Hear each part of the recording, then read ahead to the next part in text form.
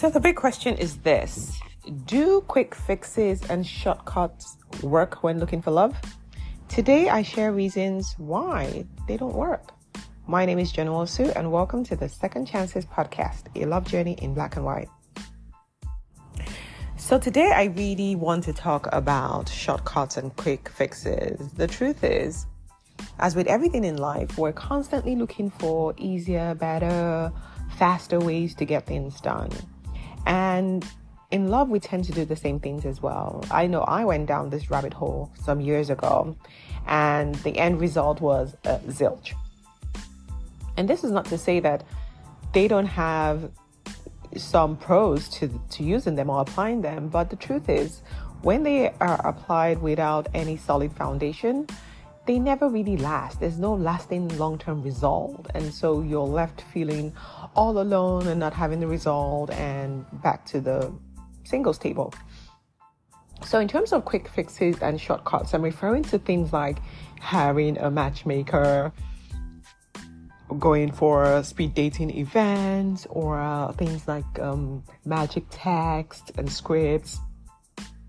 All these things. We see a lot of these things online, selling and promoting quick fixes and quick results. This find your love in 2 hours by sending him this magic text.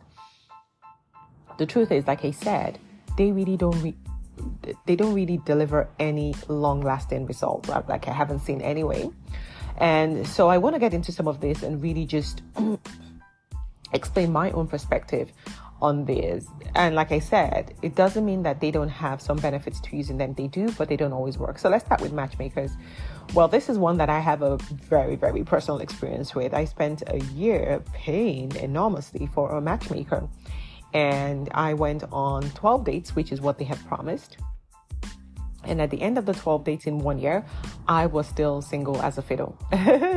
So you might think that because a matchmaker offers this personalized service, carefully curated matches, that they can guarantee that you will find your match and there will be a connection, there will be a spark, you'll be compatible and live happily ever after. Again, this is not to say that some people haven't had good results with matchmaking, but from my own personal perspective, if you haven't done the work, if you haven't done what really makes relationships last, you might meet someone on the physical level, on the very superficial level. Nothing to do with values, more around the physicality. And those things don't really guarantee that there's going to be a deep, genuine connection. So you might go out on a couple of dates, but eventually, if you haven't done the work, if you haven't focused on values, the truth is you're still going to end up being single. And this time you're single after losing quite a lot of money. So you would also find that a lot of people who hire matchmakers are also on the dating apps. You can swipe right on them for free. Why pay so much money just to get the same experience?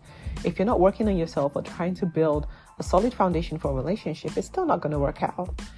The next thing I want to talk about is the magic text. So I actually bought a book on this. It had all manner of magic text. Text him this in the morning, text him after dinner, text him before you go on a date, text him after that, text him to get him to love you, text him to... Oh my God, there were just so many text messages out there. And the truth is, some of these worked for a while. And I do have my own carefully curated text messages that I use, but they worked for a while. But when there was no deeper connection, I found that after a while, it became a bit robotic. It really wasn't sounding like me.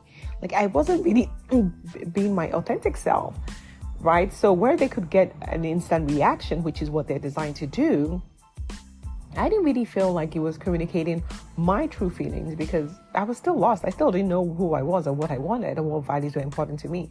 So I was showing up as this confused person and now really dependent on this text messages to help me move the dating forward. So yes, I got a couple more dates than maybe typically I would, but at the end of it, it still did not work out because I wasn't my authentic self. And people can usually tell when you're not being your authentic self. And without authenticity, there's really no way to be vulnerable or to foster a deeper connection.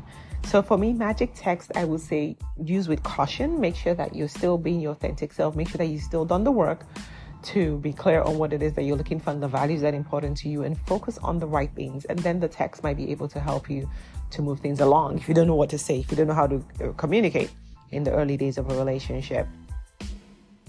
The other thing I want to talk about as scripts. So scripts and texts are pretty similar, and you would find a lot of text around even setting up your dating profile, use this script, or have this kind of conversation. Again, it's pretty similar to the text. They work to an extent, but again, they're not long-term focused. They just get instant reaction from the person, and you can't really build the foundation of a solid relationship on those. Building a good foundation for a relationship starts with you. It's always about you. If you're not attracting the right kind of people, it is you. It is not them, right? So if you work on yourself, if you focus on building yourself, learning the things that you need to learn, changing your mindset, changing your narratives, having a stronger belief about your situation, detaching from the outcome, make sure that you're constantly doing the right things that you need to do to make sure that you're ready and able to attract the man. Then you will not need to rely on a lot of all these quick fixes, because you've done the work, and the men will be attracted to you quite effortlessly. When I say to people, I only ever met, let me not say only ever, but 90% of the people I met online were men that I actually attracted, which were men who, to a large extent, fit exactly what it was I was looking for. And so when it came down to it, it was just a matter of, okay, so let's see how good they are in terms of consistency, things that are important to me, and then some physical aspects went into it. But I was really able to attract very similar type of men because I had done the work on myself.